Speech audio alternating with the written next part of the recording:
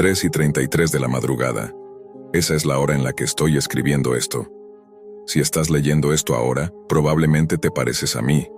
Alguien que se ha vuelto adicto a deslizar el dedo por Instagram, Reddit o Facebook, como si fuese un reflejo automático.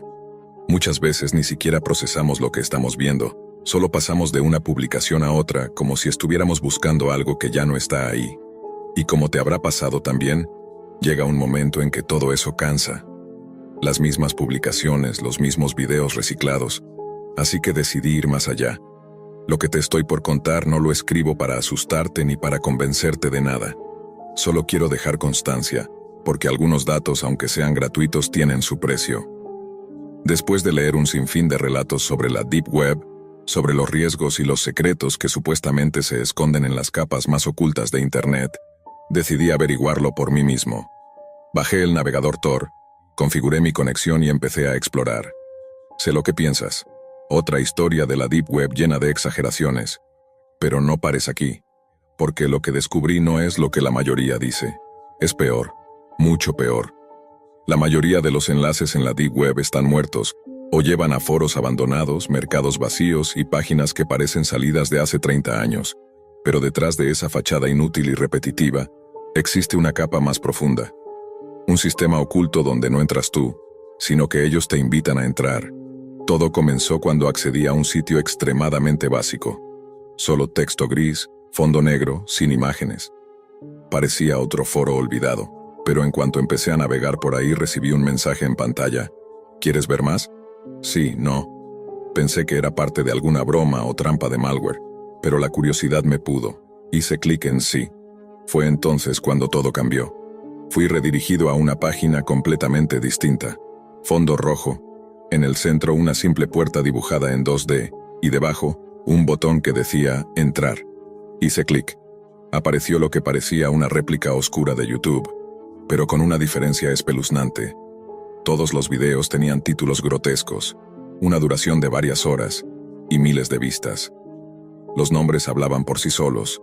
Universitaria torturada hasta ahogarse con su sangre. Familia despedazada por perros. Golpeado con un mazo hasta deformarlo. La pestaña más extraña del sitio se llamaba El Ejecutor. Tú decides. Al entrar, se abría una transmisión en vivo. La cámara enfocaba una habitación mal iluminada. En el centro una silla de metal con grilletes en brazos y tobillos. A un lado una mesa cubierta por una sábana sucia. En ese momento, apareció un hombre. Llevaba una máscara improvisada y tiraba de una joven por el cabello. Ella ya venía golpeada. Probablemente tendría poco más de 20 años. La empujó contra la silla y la aseguró con esposas de acero. Fue ahí cuando noté que el sitio no pedía ningún tipo de registro, ni pagos. No era necesario. Ya sabían quién era yo. Una ventana emergente apareció a la derecha de la pantalla. El mensaje decía: «Bienvenido. Has llegado más lejos que la mayoría. Aquí no pedimos lealtad. No exigimos pagos. No solicitamos datos. Ya los tenemos. Solo pedimos una cosa, dinos cómo preferirías morir y cuál es tu peor miedo al respecto». Al principio pensé que era parte de una mecánica del sitio, un juego sádico, pero la advertencia continuaba. Tus respuestas serán almacenadas. Si permaneces, serás elegible para ser el protagonista del próximo show. A las 9:45 pasaremos por ti. Tu espectáculo será transmitido en vivo a las 9 de la noche del siguiente día y debajo. ¿Aceptar? Sí, no. No me preguntes por qué lo hice. Tal vez porque ya nada me importaba. Escribí que prefería morir congelado, y que mi mayor temor era ser comido vivo por ratas. Presioné aceptar. Fue entonces cuando el ejecutor en la pantalla volteó a mirarme. Sus ojos, fríos, atravesaban la lente de la cámara como si supiera que lo estaba observando. Sin decir palabra, levantó la manta de la mesa. Ahí había un rallador industrial y un soplete. El hombre enmascarado tomó el rallador con una lentitud que parecía deliberada, como si supiera que la tensión era parte esencial del espectáculo. Lo alzó a la altura de su rostro. Lo giró entre sus manos para mostrar sus bordes filosos. Luego encendió el soplete que soltó un zumbido agudo y amenazante. Todo lo hacía sin prisa, como si tuviera todo el tiempo del mundo. La joven esposada, al ver lo que se avecinaba, rompió en sollozos. Gritaba algo que no podía entender del todo porque mi audio parecía filtrado, como si el sitio no me permitiera escuchar por completo. Al menos no aún. La cámara hizo un leve zoom, y fue ahí cuando me di cuenta de otro detalle. En una esquina de la pantalla había un contador de visualizaciones. 842, luego 877, después 913. Subía en tiempo real. No era solo yo. Miles de personas estaban viendo esto, desde algún rincón del planeta, conectados a la Deep Web como si fuera un evento deportivo, pero mucho más oscuro. Al lado del contador apareció una nueva línea de texto. Bienvenido al canal 9. Esta transmisión está cifrada. No compartas el link. No interrumpas. Disfruta. La pantalla se dividió brevemente.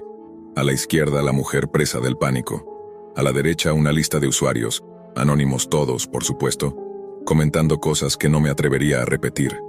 Entre risas, sugerencias, apuestas. Era un circo romano digital disfrazado de anonimato y retorcida indiferencia. El ejecutor, sin dejar de mirar a la cámara, acercó el rallador a la piel de la joven y comenzó.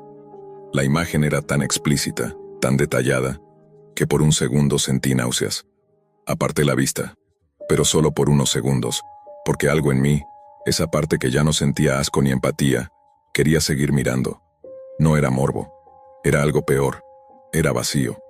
Y en ese vacío empecé a entender lo que el narrador del sitio había dicho antes, que cuando entras a este nivel de la Deep Web ya no sos solo espectador, sos parte del sistema, estás dentro, ya te vieron, ya saben quién eres, ya saben lo que deseas ver. El contador llegó a 10.642. Para entonces, la joven en pantalla era casi irreconocible. Ya no luchaba, no gritaba, no se movía. La transmisión seguía. El hombre se detuvo finalmente, limpió las herramientas y dejó la silla vacía, como si esperara al siguiente. La pantalla parpadeó. Apareció un nuevo mensaje, seco, impersonal. Gracias por participar, es hora de votar. Debajo, una lista de métodos brutales, junto con el número de votos que cada uno recibía en tiempo real. Asfixia por estrangulación manual, 150 votos. Ataque de oso en directo, 1050 votos. Disparo a quemarropa con un revólver antiguo, 526 votos. Ahogamiento con cemento líquido, 186 votos.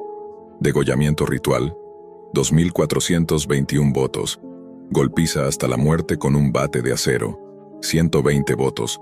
Congelación en cámara frigorífica, 682 votos. Devorado vivo por ratas de laboratorio hambrientas, 3507 votos. Debajo de todo eso, una línea me hizo helar la sangre. Felicitaciones, tu método elegido y tu mayor temor han sido seleccionados por nuestros espectadores, prepárate. Y justo abajo, como si fuera lo más normal del mundo, aparecía una dirección, mi dirección, completa, con coordenadas. Lo que pasó después ya no se sentía como una historia lejana, sino como una sentencia. La Deep Web, ese rincón que creía lejano y controlado, ya no era un sitio que visitaba. Ahora me había absorbido por completo. A partir del momento en que vi mi dirección escrita en la parte inferior de la pantalla, algo en mí se rompió. No era miedo, era certeza. La certeza de que todo esto no era solo un juego de psicópatas anónimos, era real. Estaban organizados, sabían dónde estaba, y por alguna razón que ya no me importaba entender me habían elegido. Apagué el monitor, pero eso no detuvo nada. No era un virus, no era una alucinación. Lo sabía por cómo la cámara de mi portátil se activó sola apenas me puse de pie. Un punto rojo diminuto brillaba desde el borde de la pantalla como si me dijera, «Te vemos». Luego el celular vibró, un mensaje sin remitente, «Queda poco, asegúrate de estar despierto». Durante las siguientes horas intenté convencerme de que era una broma de muy mal gusto, de que alguien estaba jugando conmigo, pero dentro de mí sabía que no era así.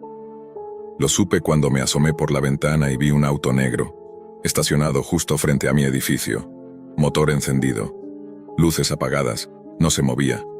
Volví a la habitación, me senté frente a la computadora. La pantalla estaba encendida otra vez, aunque yo no la había tocado. Mostraba una cuenta regresiva. 0.1236, 0.1235. En la esquina inferior aparecía otro mensaje. Querías ir más profundo, bienvenido. Has llegado al núcleo de la Deep Web. Me quedé mirando el reloj sin pestañear. Mientras el contador bajaba, pasaban por mi cabeza todas las decisiones que me trajeron hasta aquí. La curiosidad, el aburrimiento, el deseo de ver lo que no debía. Pero sobre todo el clic, ese clic maldito, ese sí, al que no le di importancia. Porque eso es lo que destruye al ser humano en estos lugares. No es la oscuridad de Internet, es la ligereza con la que decides entrar en ella. Cuando el contador llegó a 0, no hubo gritos. No hubo música, solo silencio. Y después, una única línea. Gracias por participar. Nos vemos esta noche. Este fue el último post que subí antes de que cortaran mi red. Lo escribo para quien esté leyendo esto con ese cosquilleo de querer explorar lo prohibido, con ese impulso de ir solo un poco más allá en la Deep Web. Escucha bien. No es el clic el que te condena, es no saber cuándo detenerte. Porque la próxima vez que veas una pantalla roja, una puerta y un botón que dice entrar, recuerda que detrás puede haber alguien como yo, o tú mismo. Permíteme contarte 2 relatos que nacen del mismo lugar. Una oferta laboral encontrada en los rincones ocultos de la Deep Web. Todo comenzó hace apenas una semana, cuando me despidieron sin previo aviso. Con las cuentas acumulándose y sin ningún respaldo, la ansiedad me carcomía. Vivía en una casa modesta, y ese empleo que había perdido era lo único que mantenía todo en pie. Aquella noche, tras una ronda de cervezas y canales basura, me puse a buscar trabajo online. Las vacantes eran lo mismo de siempre, puestos de oficina mal pagados y jornadas eternas, hasta que algo diferente se asomó en la esquina de la pantalla. Un pequeño banner que decía, trabajos bien remunerados disponibles. Deep Web. No pensé mucho. En mi desesperación hice clic. La página tardó unos segundos en cargar, como si no quisiera mostrarse. Lo que apareció después fue un catálogo siniestro. Empleos extraños, todos ligados a la Deep Web. Uno de ellos me llamó la atención. Cuida una casa. $100 por turno. Solo debes permanecer en la sala de monitores. Asegura la casa. Reglas en el enlace. Me pareció simple. Pensé que sería una especie de broma o una puesta en escena. Me equivoqué. Ingresé mis datos en un formulario básico. Nombre, correo electrónico. En segundos recibí un mensaje que me decía, gracias por postularte. Tu turno comenzará esta medianoche. Dirección, 271 de Holcomb Street. Deep Web Contract. Sigue las normas al pie de la letra. Tu compensación llegará a las 6 de la mañana. El mensaje detallaba un conjunto de reglas que eran extrañas. No llevar celular, o si lo hacía, no encenderlo. No mirar por la ventana si escuchaba una voz. Observar las cámaras desde la 1 de la mañana hasta las 3:30. Cerrar persianas, apagar luces. Y si un hombre aparecía en la sala mirando la TV, apagar esa cámara. Si escuchaba que la tele se encendía abajo, debía ignorar todo. Si sentía que algo me tocaba, debía quedarme inmóvil con los ojos cerrados. Y así seguían las instrucciones, una tras otra, cada una más inquietante. Pensé que alguien con demasiado tiempo libre había escrito eso, pero algo me llevó a presentarme de todos modos. Llegué 15 minutos antes. La casa era vieja, aunque estaba en buen estado. Polvo en los rincones, pero la cocina y la sala parecían recién limpiadas. Subí al segundo piso y encontré la sala de monitores, vacía salvo por una silla y una pantalla que mostraba varias cámaras interiores. A las 12:56 ya había cerrado todas las persianas, apagado las luces y sellado las puertas. Me senté frente al monitor. Al dar la 1, algo me recorrió la nuca, como una caricia apenas perceptible. No podía moverme. Cerré los ojos y recordé las reglas. Era como si una pluma me rozara el cuello. Aguanté. Eventualmente desapareció. Entonces escuché unos pasos lentos detrás de mí. Me giré con el corazón en la garganta, pero no había nadie. Un susurro salió del altavoz. El hombre estaba viendo televisión. Apagué la cámara. Desde abajo se escuchaba el sonido del televisor. No bajé. Me limité a vigilar las cámaras hasta que el ruido cesó y el silencio se volvió aún más perturbador. A las 2 abrí las persianas de la sala de vigilancia. El jardín parecía tragado por la noche. Entonces el sonido de una cocina activa. Ollas, sartenes. La cámara mostraba a una mujer cocinando algo. Justo cuando me preparaba para presionar el botón de emergencia en el escritorio, Una voz femenina me saludó desde la ventana. «Hola, Marco», dijo. Me quedé petrificado. La voz era amable, casi dulce, pero estaba en una ventana en el segundo piso. No debía haber nadie allí. Le respondí sin mirar. Fingí una conversación banal. Ella se despidió. «Nos veremos otra vez», dijo. Cerré las persianas con un nudo en el estómago. Miré de nuevo a la cámara de la cocina. La mujer ya no estaba. No había presionado el botón. Había fallado. Me escondí bajo el escritorio, tal como decía el protocolo para errores. Desde entonces, una figura femenina con un delantal rasgado empezó a caminar en círculos por la habitación. No emitía sonidos humanos, solo gemidos húmedos acompañados de una baba espesa que goteaba al suelo. Permanecí en silencio, congelado. Cuando el reloj marcó las 3, la figura gritó como si estuviera siendo quemada viva, y se deshizo en el suelo. No sabía si aún debía activar la música. Lo hice igual. Cerré los ojos, cubrí mis oídos y dejé que la música de mi viejo iPod me aislara. La casa comenzó a deformarse. Las paredes parecían respirar, los pisos exhalaban rostros. No podía soportarlo. Quería salir, pero aguanté. A las 4, finalmente, todo acabó. Salí temblando. Cuando llegué a mi casa, un paquete me esperaba. Dentro había $80 y una carta. Rompiste una regla, el resto ha sido descontado, pero ya es tarde, no puedes huir. La casa te llama, nos vemos pronto. Señor Gerard, Deep Web Contracts. Mi nombre es Elías, y como muchos otros que navegan por las partes más oscuras de la Deep Web, llegué ahí buscando una salida rápida. Perder mi trabajo fue solo el principio. Un jefe miserable y cuentas por pagar me llevaron a buscar algo que no necesitara currículum ni entrevistas. Fue así como, revisando hilos ocultos en un foro de la Deep Web, di con una publicación escalofriante. No era un simple comentario, era el testimonio detallado de un tipo llamado Marco, que había aceptado un trabajo como cuidador nocturno en una casa. Sonaba como una historia de terror, hasta que vi el enlace. Un mensaje oculto al pie del texto me llevó a una página de reclutamiento, muy básica, muy silenciosa y muy real. Turnos disponibles esta semana. Pago en efectivo, ubicación, Deep Web Only. El sitio no tenía logo ni opción de contacto, solo una casilla para introducir tu correo y confirmar disponibilidad. Lo hice. 40 minutos después recibí un correo firmado por alguien llamado Señor Gerard. Tu solicitud ha sido aceptada. Gracias por postularte al puesto de cuidador de casa. Tu jornada será de medianoche a las 4 de la mañana. Las instrucciones a seguir son estrictas. El incumplimiento de una sola regla tendrá consecuencias irreversibles. El pago será depositado en tu domicilio a las 6 de la mañana si completas el turno correctamente. Dirección: 271 de Holcomb Street. Deep Web Access Verified. Las reglas que venían en el correo eran distintas a las de Marco, pero el tono era igual de perturbador. No lleves teléfono. Si lo haces, no lo enciendas bajo ninguna circunstancia. Si escuchas música alta proveniente de la sala de cámaras, ponte el traje de protección. Entra, apaga el iPod del escritorio y sal sin mirar al guardia de seguridad. De 1 a 2 de la mañana, recoge toda la ropa del dormitorio y cuélgala. Si alguna prenda tiene manchas de sangre, tírala a la basura. Si hay más de 3 sábanas, deséchalas. Si escuchas golpes en la ventana, métete debajo de la cama y no salgas hasta que la entidad haya ido y venido. De 2 a 3, con el traje puesto, baja al primer piso. Si ves a un hombre viendo televisión, no lo mires ni interactúes. Si ves a una mujer cocinando, apaga la estufa sin decir una palabra. Si oyes la ducha, toca la puerta 3 veces. Si se apaga, hiciste lo correcto. De 3 a 3 y media, acuéstate en la cama. Cúbrete hasta el cuello y permanece despierto. Pase lo que pase.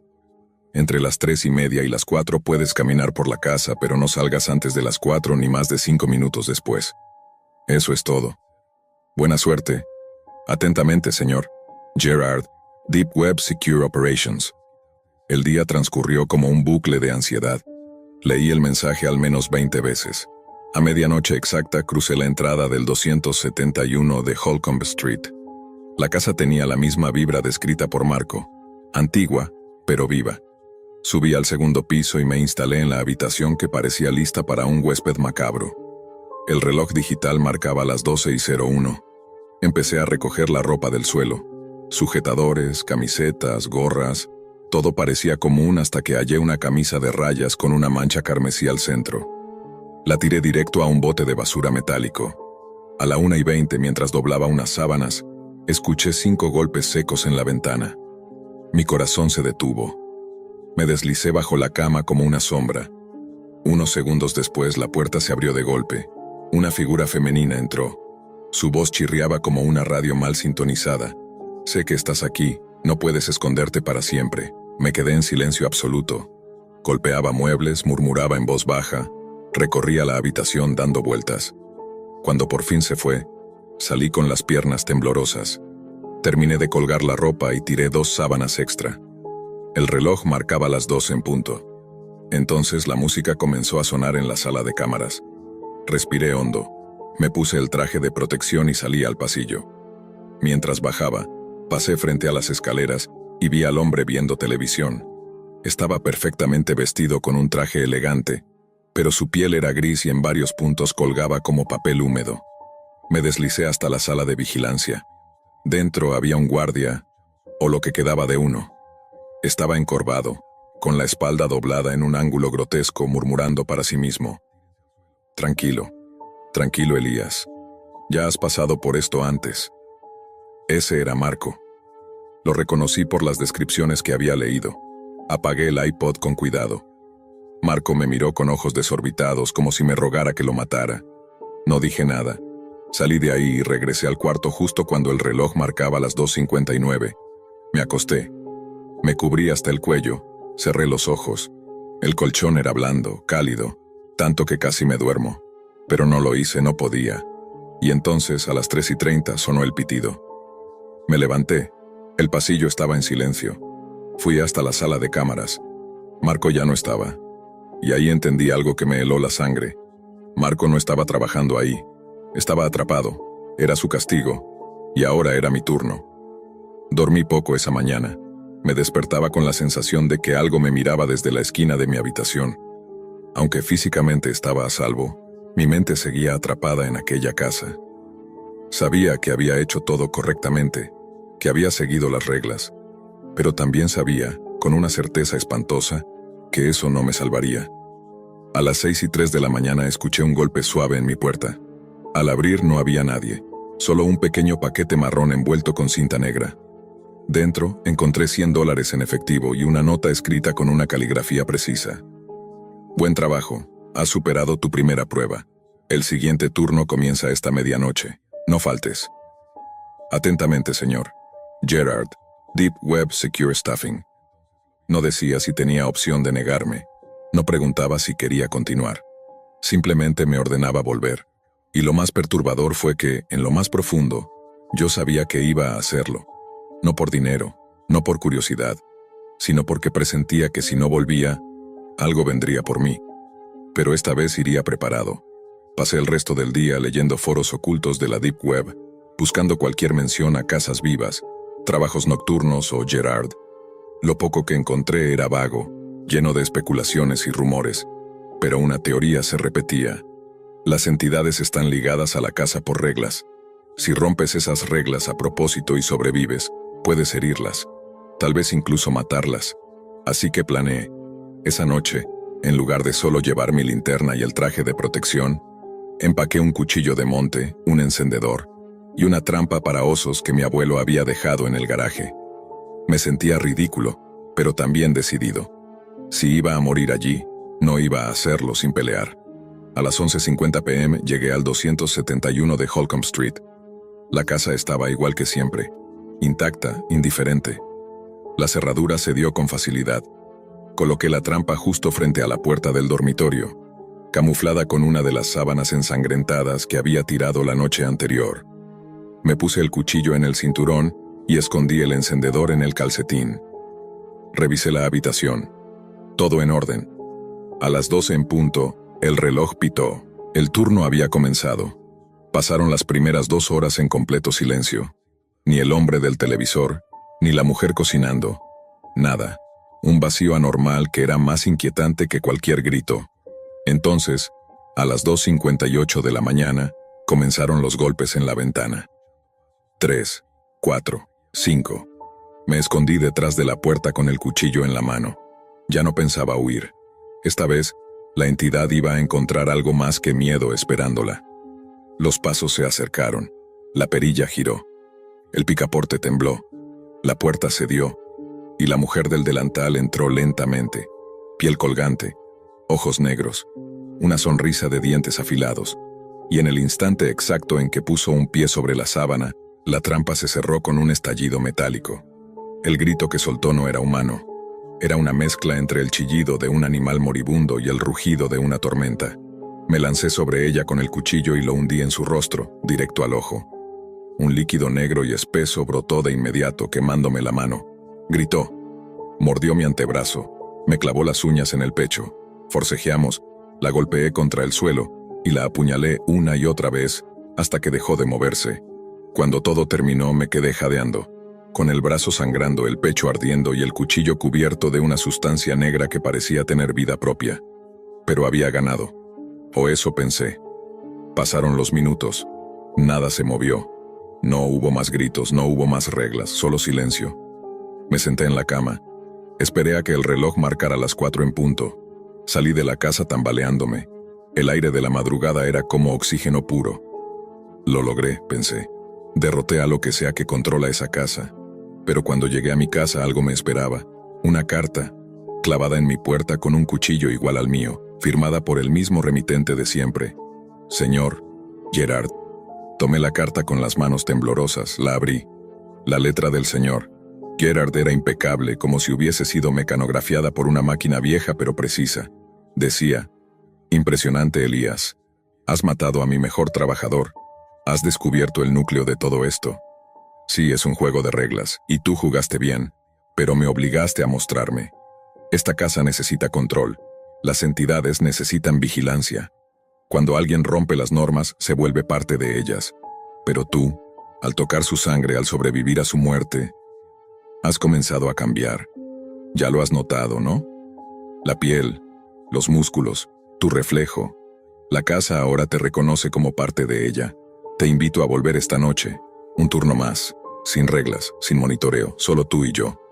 Podemos discutir una compensación. Señor Gerard. Deep Web Custodian Program. Pasé todo el día con un solo pensamiento. Ya no era completamente humano. Al mirarme al espejo, mi piel parecía más opaca, como si la sangre circulara más lento. Mi brazo herido no cicatrizaba. Mis ojos ya no eran del todo míos, pero fui. Fui porque no podía evitarlo. La casa me llamaba desde dentro. Al llegar esa noche, la casa ya no era una casa. La fachada era la misma, sí, pero al cruzar el umbral todo se distorsionó. El suelo descendía como un túnel. Una escalera en espiral de concreto húmedo bajaba sin fin. A cada paso sentía que algo tiraba de mi columna vertebral, como si me estuvieran desenrollando desde dentro. Llegué al fondo, una sala circular, iluminada por monitores. En el centro, una figura sentada en una silla giratoria de espaldas a mí. Cuando se dio vuelta, su rostro me dejó sin palabras. Era una mezcla grotesca de humano y cadáver. Piel blanca en partes, otras grises, zonas calvas, ojos completamente negros. Vestía un abrigo largo y llevaba guantes oscuros. «Hola, Elías, soy el señor». Gerard dijo con una voz grave, casi gutural. «¿Qué es esta casa? ¿Qué estás haciendo? Esta casa es un contenedor, un ancla. Algo debe mantener a las entidades dentro. Cuando alguien falla, se convierte en uno de ellos. Tú los venciste. Y eso te convierte en el siguiente mejor candidato. No voy a ser como tú», le dije, aún con el cuchillo en la mano. «Ya lo eres», replicó señalando mi reflejo en una de las pantallas. Y tenía razón. Mi piel estaba tensa, sin color. Mis ojos amarillos. La carne de mi rostro parecía más hueso que músculo. «¿Por qué me elegiste?», pregunté con la voz quebrada. «Porque entraste y porque sobreviviste. Aquí no hay azar, solo elección. Al responder al anuncio en la Deep Web, diste tu consentimiento. Tu voluntad fue suficiente». Me ofreció un asiento frente a él. No lo tomé. En cambio, giré sobre mis talones y corrí. Subí las escaleras. Crucé el umbral. Al dar un paso afuera, la casa desapareció a mi espalda como si jamás hubiera existido. Estaba de nuevo frente a mi casa. Pero no era libre. Han pasado días desde aquello. Mis músculos se han reducido. Mi piel es translúcida. Mis pensamientos ya no me pertenecen del todo. Y cada medianoche me despierto parado frente al 271 de Holcomb Street, aunque jure que me fui a dormir en mi cama, aunque cierre todas las puertas, aunque me aleje. Estoy atrapado, no por barrotes, no por cadenas, sino por un contrato silencioso firmado en las entrañas de la Deep Web. Y esta noche, una vez más, la casa me espera. Porque ahora yo soy parte del turno. Porque nadie escapa de la Deep Web. Jamás. Déjame decirte algo desde mi propia experiencia. La Deep Web no es un juego. Es un pozo séptico digital. Una cloaca de la mente humana donde lo más podrido y retorcido tiene su hogar. Nunca te das cuenta del verdadero alcance de la crueldad hasta que te sumerges en ese abismo. Lo descubrí de la peor forma posible. Todo empezó por curiosidad. Amigos míos hablaban del tema como si fuera una leyenda urbana, un lugar donde lo imposible se hacía real. Me dejé llevar. Quería comprobarlo con mis propios ojos. Así que hace unos días descargué Tor y comencé a navegar. No usé ninguna capa de seguridad, porque era completamente nuevo en esto. Y créeme, ojalá lo hubiera hecho. Durante horas estuve saltando de un enlace a otro dentro de la Deep Web. Al principio solo eran sitios extraños, foros donde vendían sustancias, armas, servicios criminales, sicarios por catálogo, kits para fabricar explosivos, hasta tutoriales para falsificar documentos. Pero luego empecé a ver cosas que no deberían existir. Escenas de crueldad animal, gente que se excitaba viendo sufrir a seres vivos. Algo dentro de mí me decía que saliera de allí, que cerrara la computadora. Pero no lo hice. Mi morbo me ganó. Vi páginas de pornografía enferma, mercados de tráfico humano, y justo cuando decidí que había tenido suficiente, cometí el error de hacer clic en un último enlace. Uno más. Solo uno. Me dije que sería el último y me saldría para siempre. Ese clic fue el que arruinó todo. La página cargó con lentitud y lo primero que me llamó la atención fue su apariencia. Nada lúgubre, nada oscuro como las demás. Tenía un encabezado en letras cursivas color rosa que decía «Armonía y luz». Me pareció extrañamente fuera de lugar, demasiado pacífico para estar dentro de la Deep Web. Deslicé hacia abajo. Había una simple caja de chat y un álbum de imágenes. Como no había nadie conectado, fui directo a las fotos. La primera imagen me dejó helado. Era una joven embarazada, con lágrimas en los ojos. Estaba pálida, cubierta de hematomas y heridas, claramente aterrada. Tenía ese tipo de mirada que suplica ayuda incluso sin palabras. Pasé a la siguiente imagen y tuve que taparme la boca para no vomitar. La misma mujer, pero ahora cubierta de sangre, con la mirada vacía. Estaba sentada frente a la cámara, con su abdomen brutalmente abierto, y en sus brazos sostenía al bebé aún unido al cordón umbilical. El pequeño cuerpo, rojizo, sin vida, mostraba que fue arrancado violentamente. Detrás de ellos, en la pared, alguien había escrito algo con sangre. «Te mostraré la calma», en letras irregulares y desesperadas. Me dije a mí mismo que ya era suficiente, pero no podía dejar de avanzar entre las imágenes. Era como si algo me impidiera detenerme. Las fotos que siguieron mostraban la descomposición de los cuerpos. Primero los cambios en la piel, luego los ojos que se hundían, la carne que se deshacía. Terminé observando los huesos resecos de una escena de muerte que nadie debería haber presenciado jamás. Estaba a punto de cerrar la pestaña, temblando, cuando apareció un mensaje en la caja de chat. Alguien me había escrito: «Hola, ¿te gustó lo que viste? ¿Quieres ver más? ¿Quieres alcanzar la verdadera calma?». No supe qué contestar. Me quedé congelado, con los ojos clavados en la pantalla. Entonces esa cosa volvió a escribir: «No tengas miedo, Levon, yo te amo. Estoy aquí para ayudarte. Déjame mostrarte el camino». Ahí me asusté de verdad. ¿Cómo sabía mi nombre? Escribí con las manos temblando: «¿Quién eres? ¿Cómo sabes quién soy?». La respuesta fue casi instantánea: «Lo sé todo sobre ti. En serio, deberías cerrar las cortinas. A veces entra mucha corriente por ahí, ¿ves? Solo quiero protegerte, déjame salvarte». En ese momento me di cuenta. Mi cámara web estaba encendida. Lentamente giré la cabeza hacia la ventana. Estaba abierta, sin cortinas. Todo encajó. Me estaban observando. Desde dentro de la Deep Web alguien no solo había accedido a mi cámara, sabía dónde estaba, qué hacía y cómo me llamaba. Cuando intenté cerrar el programa apareció un último mensaje. No trates de bloquearme, te juro que te daré la paz. Levon Artanis es el único gozo verdadero en este mundo. Ese fue el último mensaje que leí antes de forzar el apagado de mi computadora. Desde entonces, no me he atrevido a volver a conectar nada. Pensé que era el final. Pensé que con desconectarme todo terminaría. Durante días enteros no toqué mi computadora. Apagué el módem, cerré todas las ventanas. Cubrí la webcam con cinta negra y dormía con la luz encendida. No sabía si había sido víctima de un hacker, de una secta, de un psicópata. Lo único que sabía era que la Deep Web me había marcado, me había alcanzado, y ahora ya no podía simplemente fingir que no había pasado nada. Intenté hablar con la policía. Expliqué que alguien me había amenazado desde una página de la Deep Web, que sabían mi nombre y me estaban vigilando a través de la cámara. No me tomaron en serio. Me miraron como si fuera otro adolescente paranoico que jugó a ser hacker y se asustó con lo que encontró. Solo no vuelvas a entrar a esas páginas, me dijeron. Como si eso bastara. Pasaron unos días.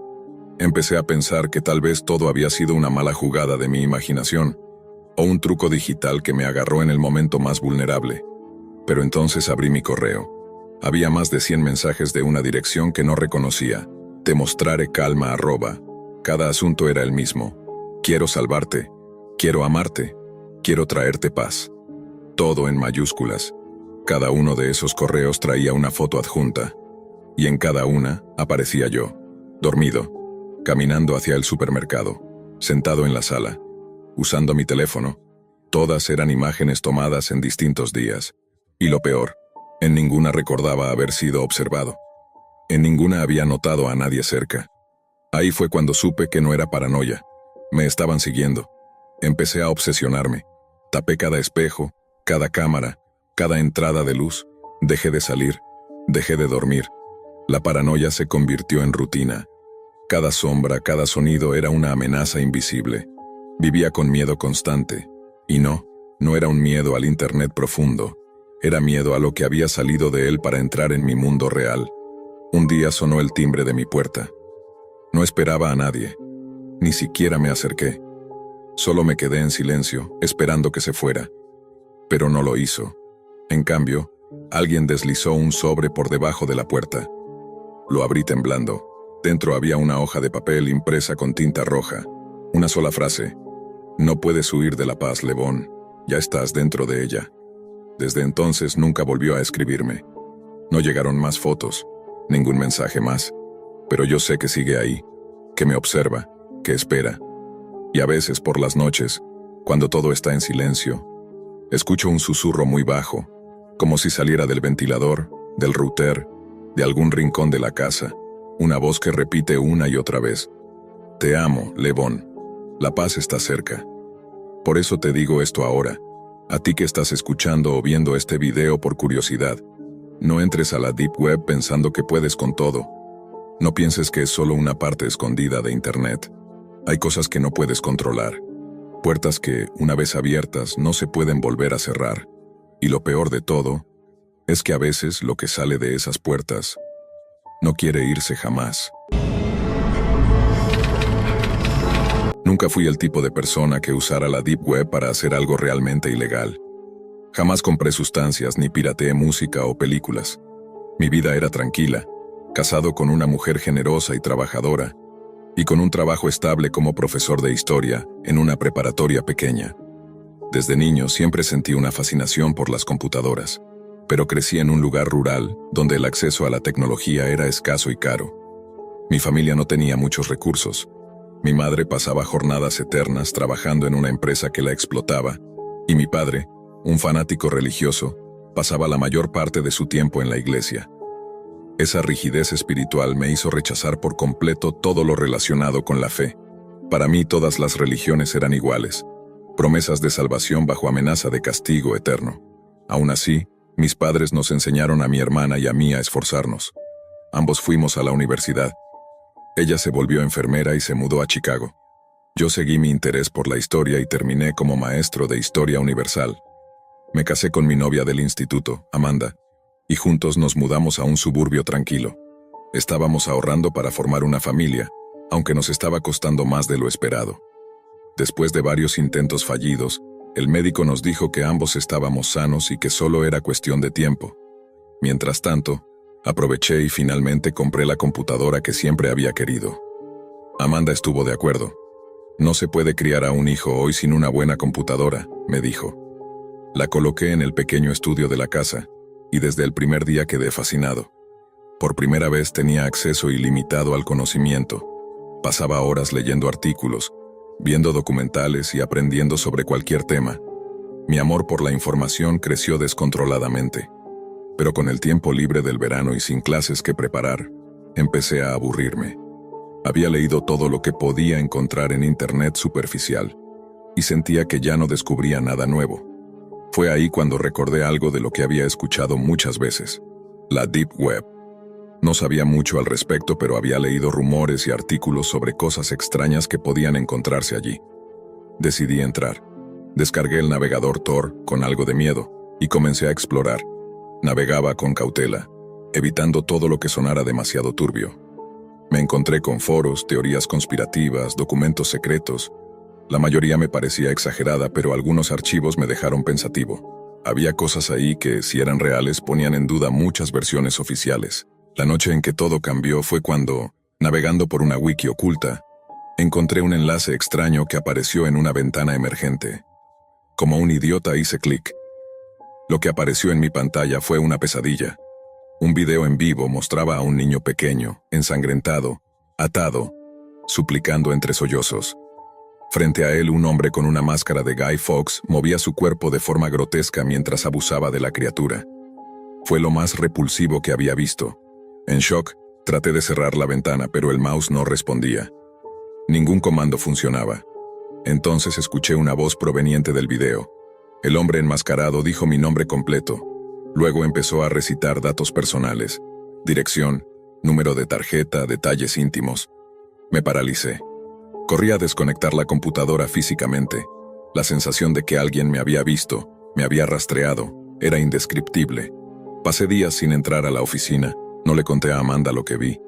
Solo le dije que hubo un problema técnico con la PC. Finalmente decidí volver a encenderla. Todo parecía normal. Borré el navegador Tor, eliminé todos los rastros y me prometí no volver a tocar la Deep Web jamás. Pero la tranquilidad no duró. Semanas después, la hermana de Amanda, Lucy, vino a vivir con nosotros temporalmente.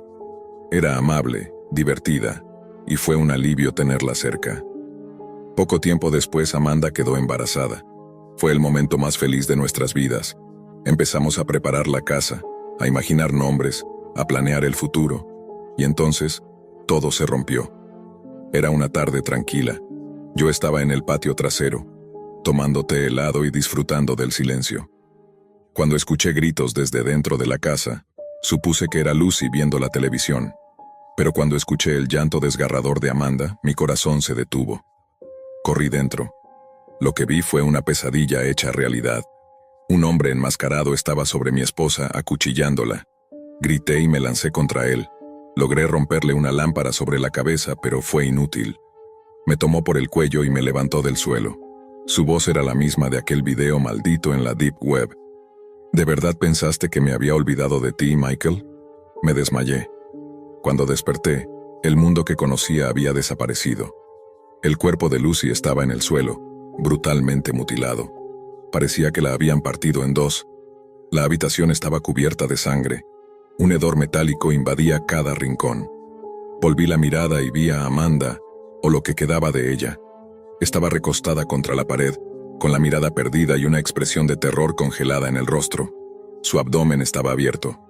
El bebé que esperábamos con tanto amor ya no estaba ahí. La bestia que me había perseguido desde la Deep Web se la había llevado. Llamé a emergencias desesperado. El tono apático de la operadora solo me hizo hervir de rabia. Un agente llegará lo antes posible, dijo con frialdad, como si estuviera tomando nota de un paquete extraviado y no del asesinato de una familia entera. Cuando llegaron ya no quedaba nada por salvar. Me hicieron preguntas. Les conté que todo empezó con aquel video, que me habían encontrado a través de la Deep Web, que todo estaba conectado. No sirvió de nada. La policía clasificó el caso como un acto de violencia aleatoria, y en pocos días los medios locales le dieron una cobertura mínima. Asesinato sin pistas claras, decían. Yo sabía la verdad, pero nadie quiso escucharla. El rastro del monstruo que destrozó mi vida estaba enterrado bajo miles de capas en esa red maldita, y yo era el único que sabía cómo encontrarlo. Lo que siguió fueron semanas de oscuridad. Dormía poco. Bebía mucho. Me convertí en un fantasma que vagaba por una casa vacía, una prisión decorada con los ecos de lo que alguna vez fue felicidad. Mi padre vino a verme. Se sorprendió al encontrarme con los ojos hundidos, con la barba descuidada y la mirada de un hombre quebrado. «No puedes seguir así», me dijo con voz temblorosa. Era un hombre de fe, alguien que me enseñó a perdonar. Pero esa tarde colocó un revólver sobre la mesa del comedor y me dijo, «Haz lo que tengas que hacer». No dijo más. Se levantó y se marchó. Pero lo que me dejó fue una puerta abierta a algo que ya venía cocinándose dentro de mí. La idea de venganza. Volví a instalar Tor.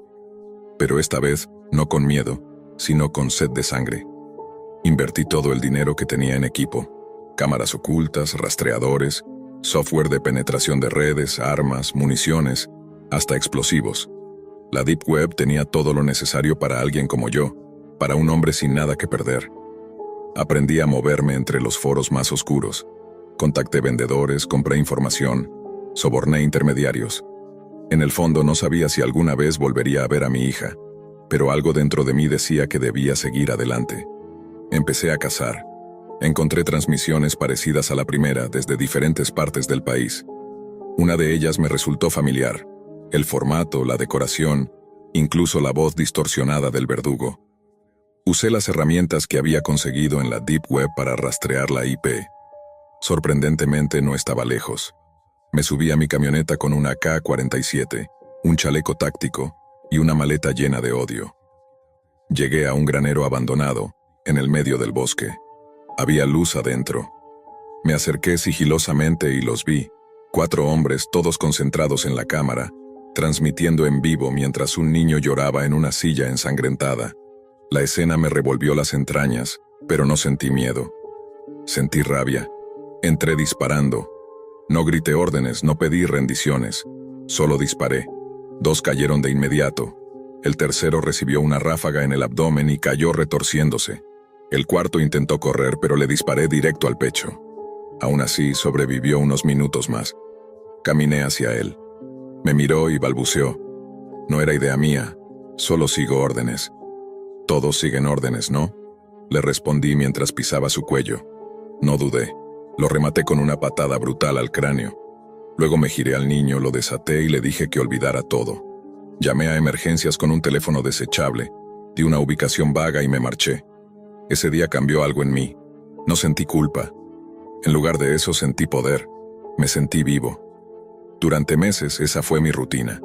Navegar por la Deep Web, rastrear transmisiones, identificar a los responsables y eliminarlos uno a uno. Me convertí en una especie de mito entre ciertos foros criminales. Algunos decían que era un exmilitar, otros que era una invención para asustar a los novatos. Me pagaban por hacer desaparecer a personas peligrosas, incluso entre los círculos más oscuros del crimen. En 6 meses había ganado más dinero que en todos mis años como maestro.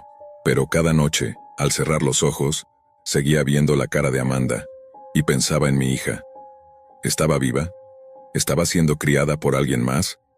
¿O era ya parte del mismo infierno que yo estaba combatiendo? Entonces llegó una oferta distinta. Uno de mis contactos, alguien que manejaba trabajos especiales en la Deep Web, me dijo que había una misión para alguien como yo. Si cumplía con éxito tendría acceso a información privilegiada. Podría llegar a los niveles más altos. La paga era absurda, pero el objetivo era complicado. Una familia, 3 miembros, hombre, mujer y una niña. Hasta ese momento jamás había tocado a un inocente. Mis víctimas siempre fueron monstruos, como el que me quitó todo. Pero esta vez, la orden era clara. No se explicaban los motivos. No se hacían preguntas. El que preguntaba demasiado desaparecía. Acepté. No por el dinero, sino porque tenía una corazonada.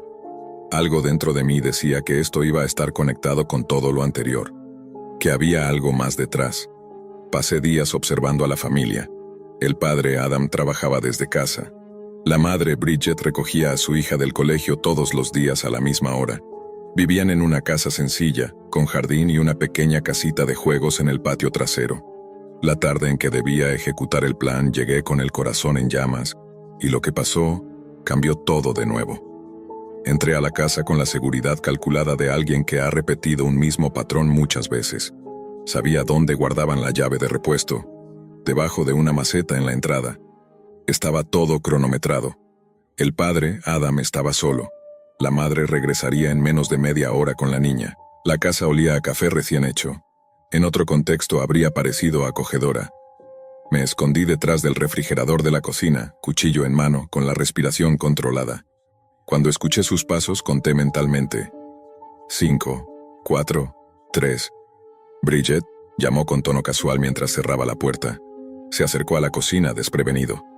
Salté de mi escondite y lo apuñalé en el cuello antes de que pudiera reaccionar. Su grito fue breve, casi ahogado por la sangre que comenzó a brotarle a borbotones. No tardó mucho en caer. Lo arrastré hasta el sótano y lo cubrí con una lona vieja. El siguiente paso era esperar.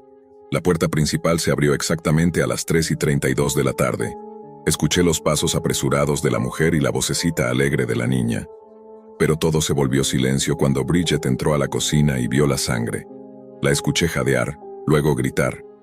Bajé corriendo por las escaleras con una placa falsa del FBI en la mano. «Tranquila, soy del FBI. Hay un intruso en la casa, tiene que cooperar conmigo», mentí con voz firme. La mujer me miró con desconfianza. «Quiero ver su credencial», exigió. Le mostré la identificación. Era falsa, pero lo suficientemente convincente para alguien en estado de shock. Fingí buscar a su esposo y la guié hacia el sótano. Cuando llegó al final de la escalera y vio el cadáver de Adam, se desmoronó. Fue entonces cuando saqué el cuchillo y la maté por la espalda. Murió rápido. Caminé en silencio hacia el piso superior. La niña debía seguir arriba, pero no la encontré. Revisé cuarto por cuarto. Nada. El aire se me fue volviendo más denso con cada minuto que pasaba. Empecé a sudar. Si no cumplía con la misión, sabía que perdería más que el dinero. Fue entonces cuando escuché el crujido de madera, leve, casi imperceptible. Salí al patio. Recordé la pequeña casita de juegos. Me acerqué y noté que la puerta estaba cerrada por dentro. Golpeé suavemente. Nada. Entonces la abrí de un tirón. Allí estaba ella, encogida en una esquina, temblando. No podía tener más de 6 años. Me miró con los ojos empapados en lágrimas y gritó. La agarré por los brazos mientras pataleaba y gritaba pidiendo por su mamá. La llevé dentro de la casa, directo al salón. La puse en el suelo. Saqué el cuchillo. Mi mano temblaba. «Esto no es justo», susurré. La niña gritaba, y cada palabra era como una aguja en mis oídos. «Déjame, no me hagas daño». Cerré los ojos. Intenté desconectarme. Me repetía mentalmente que esto era un paso necesario, que había una razón, una estructura que yo aún no entendía, que tal vez este era el precio para llegar a lo más alto del mundo oculto que giraba dentro de la Deep Web. Pero el cuchillo temblaba en mi mano. Cuando finalmente lo levanté y lo acerqué a su pecho, escuché una voz detrás de mí. «Tenías que hacerlo, ¿cierto?». Me giré bruscamente. Había un hombre enmascarado de pie en el marco de la puerta, el mismo tipo de máscara de Guy Fawkes que me había perseguido desde la primera vez que entré a ese rincón maldito de la Deep Web. Su voz tenía esa textura distorsionada, sintética, como un eco hueco dentro de una cueva. «Ya sé que esto ha sido difícil para ti, matar a tu propia hija y todo eso», dijo con una calma escalofriante. Me congelé. «¿Qué dijiste?», pregunté, sintiendo cómo la sangre se drenaba de mi rostro. El hombre se acercó, paso a paso, sin miedo. «Tu hija, Johnny, la que arrancaste del vientre de Amanda. Esta es ella. La robé. La crié. La convertí en una pieza clave para lo que somos ahora». Me temblaban las piernas. Quise vomitar. «Pero eso no puede ser. Ella murió», tartamudeé. «Nomber la salvé. La entregué a una familia mejor, a una vida mejor. Hasta hoy. Hoy vino el examen final». Miré a la niña. Me vi a mí mismo en su rostro. Solté el cuchillo. Me arrodillé. Lágrimas calientes comenzaron a rodar por mi cara. Sentía que el aire no entraba. que el corazón no iba a resistir. ¿Por qué me hiciste esto?, grité. ¿Qué clase de enfermo hace algo así? El hombre no respondió de inmediato, solo se limitó a observarme como si evaluara cada grieta en mi alma. Luego habló, lento, claro, como un veredicto. Porque necesitábamos convertirte. Porque solo alguien que ha tocado el fondo absoluto de la Deep Web, de la oscuridad humana, puede entender lo que se necesita para sobrevivir allí. Solo alguien que ha matado su propia esperanza puede liderar a los que ya no sienten nada. Entonces me ofreció su mano para levantarme. Yo sabía lo que venía a continuación. Tomé su mano. No porque creyera en sus palabras, no porque me sintiera parte de algo. La tomé por una razón más simple, más primitiva. Necesitaba respuestas, saber hasta dónde llegaba esta red, hasta qué punto la Deep Web era solo una pantalla para algo más profundo, más antiguo, más estructurado. Cuando me puso de pie, lo hice con la mirada baja, como un animal derrotado, pero dentro de mí hervía un fuego que ya no era rabia, ni sed de venganza, ni siquiera dolor. Era una especie de mutación emocional, una mezcla letal de resignación y hambre de justicia torcida. Pasaste la prueba, dijo el hombre. Ahora puedes conocer al resto. En ese momento, supe lo que tenía que hacer. En un movimiento rápido, impulsado por la adrenalina, tomé el cuchillo que había caído al suelo y lo clavé en su abdomen. No gritó. Solo hizo una exhalación sorda, como si aquello hubiera sido parte del plan. Cuando cayó al suelo, escuché un disparo. Una bala pasó tan cerca de mi oreja que sentí el zumbido en los dientes. Había otro. Corrí arrastrando a la niña conmigo. No sabía si era mi hija. No tenía forma de comprobarlo en ese instante. Pero si existía una posibilidad mínima, iba a protegerla con mi vida. Atravesé el patio trasero. Crucé la cerca como un salvaje y me metí en la primera zona boscosa que encontré. Corrimos por más de 10 minutos antes de detenernos. El sol ya comenzaba a ponerse. No volví a esa casa. Nunca supe si maté al hombre que me arruinó la vida o solo a otro eslabón de esa cadena podrida. Pero algo se rompió definitivamente esa noche. Algo que ya no podía repararse. Cuando llegué a casa con la niña, el mundo se sentía irreal. Escribí todo. Cada detalle. Cada nombre que había encontrado. Cada dirección IP. Lo hice para no olvidarlo, pero también porque parte de mí sabía que esto no había terminado. La niña no hablaba. Me miraba con los ojos abiertos como platos, sin saber si temerme o confiar. No la culpaba. Yo tampoco sabía en qué me había convertido. Durante horas me senté en el mismo sillón donde Amanda y yo solíamos hablar de nombres de bebé, donde soñábamos con viajes, con clases de natación, con futuros cumpleaños llenos de globos. Tenía el revólver de mi padre sobre la mesa. Lo observaba como quien mira una puerta de salida en medio de un incendio. Recordé el olor de Amanda, la risa de Lucy, el primer ultrasonido, el silencio insoportable después del grito. Y pensé, tal vez, si termino con esto ahora, podré unirme a ellas. Quizás el infierno sea menos cruel que este mundo. Tomé el revólver. Lo sentí frío, metálico, definitivo. Pero entonces un golpe suave en la puerta. Me paralicé. El corazón me latía en los oídos. Caminé hacia la entrada sin dejar el arma. Abrí. Nada. Solo el viento. Y el vacío. Bajé la mirada. Había un pequeño bulto envuelto en una manta oscura. Al abrirlo encontré un papel. Una nota escrita a mano. Por cada acción, una consecuencia. Por cada vida tomada, un alma perdida. Ahora que has probado la verdadera oscuridad, vive con el peso de lo que has hecho. No hay escape. Estaba firmada con una sola letra. X. Dentro de la manta no había un bebé, ni una amenaza, ni una pista. Solo un trozo de tela empapado en sangre seca. Y una pequeña pulsera de hospital, con el nombre de mi hija. Lo entendí todo. No habría redención, no habría justicia, no habría perdón. El infierno no era un lugar, era esto, una existencia perpetua cargando con lo que hice. La Deep Web me había mostrado lo peor del ser humano. Pero lo que no me advirtió es que, en el proceso, me convertiría en uno de ellos. No encontré la muerte.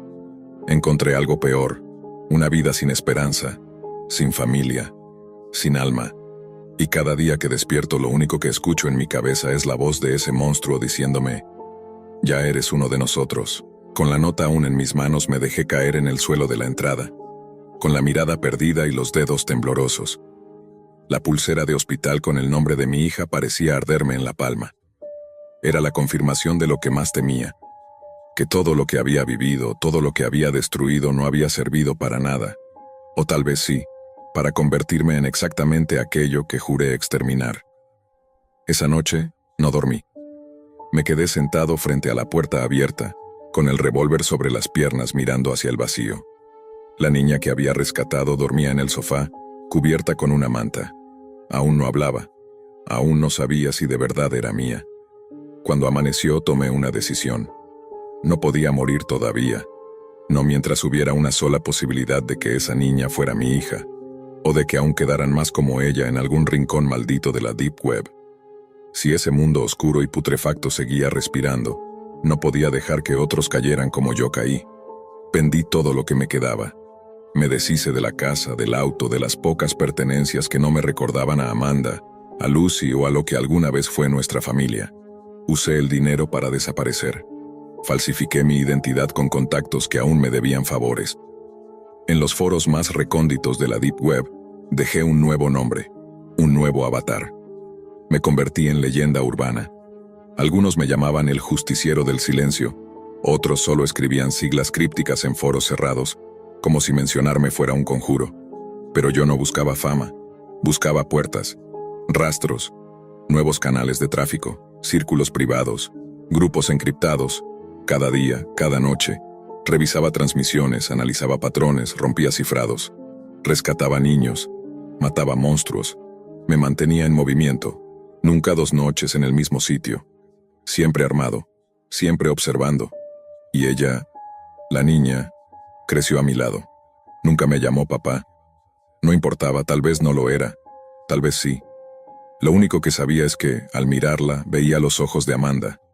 La protegía con todo lo que me quedaba, pero incluso eso tenía un límite. Una noche, cuando cumplió 10 años, desapareció. Sin ruido, sin nota, sin explicación. Solo la misma firma sobre el escritorio. X. Me dejaron una nueva dirección, una nueva coordenada, y supe que el juego no había terminado. Que nunca iba a terminar. Que mientras exista la Deep Web, y mientras siga existiendo la podredumbre humana, ellos me van a seguir empujando. Probándome, atándome a su red invisible, como una marioneta que cree tener el control. Hoy escribo esto desde un sótano. Hay otra misión en camino. Otro niño que necesita ser salvado. Otro nido que debe arder.